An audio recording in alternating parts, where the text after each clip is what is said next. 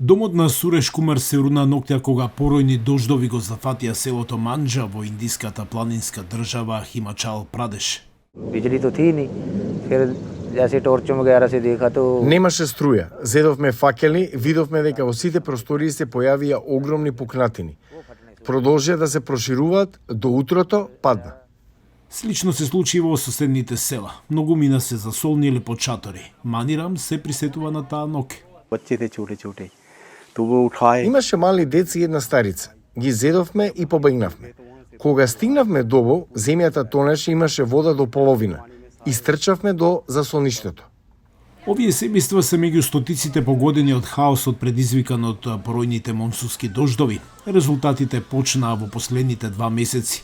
Во големите градови и малите села зградите се претворија во урнатени, патиштата оштетени, а властите прогласија државна катастрофа. Семејствата ги загубија своите домови, додека некои социјални работници организираа облека и оброци. Сансар Чант вели дека тоа било најстрашното нешто што го видел. तो महसूस तो ऐसे हुआ कि Тоа беше гневот на природата. Не можевме да откриеме дали се работи за облачност или дали земјата потона. Никогаш не сум видел вакво нешто. Една неодамнешна студија објавена во списанието Природа вели дека глобалното затоплување носи поекстремни дождови и помалку снег во планинските региони на северната хемисфера. Авторот на студијата Мохамед Омбади вели дека тоа може да ги направи планините поопасни. Rainfall, unlike snowfall, Дождовите, за разлика од снежните врнежи, предизвикуваат поплави побрзо, што доведува до поголем ризик од лизгање на земјиштето, ерозија на почвата и други негативни влијанија.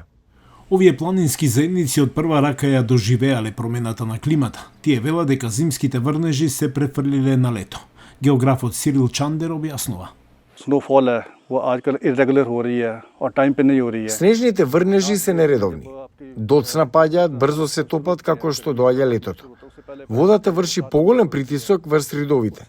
Тогаш монсуните носат многу повеќе влага. Омбади вели дека интензивните дождови влијаат на Хималаите повеќе од другите планински региони. also there is a higher rate of melting glaciers. Исто така постои поголема стапка на тобење на глечерите, кога овие два процеси действуваат заедно, тие го зголемуваат ризикот од поплави и лизгање на земјиштето. Поради овие две причини, Хималаите се жаришта кои се ранливи на влијанието на глобалното затоплување и климатските промени. Брзата изградба на згради и патишта во регион кој е туристички магнет го влошува проблемот, поттикнувајќи се поголеми повици за одржлив развој.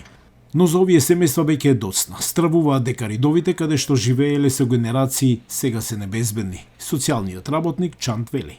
मेरे हिसाब से अभी जो ये एरिया है Мислам дека ова област веќе не е погодна за живење. Пукнатини има насекаде до реката. Земјата потона. Со ваквиот пустош, наоѓањето безбедни засолништа сега не е лесно.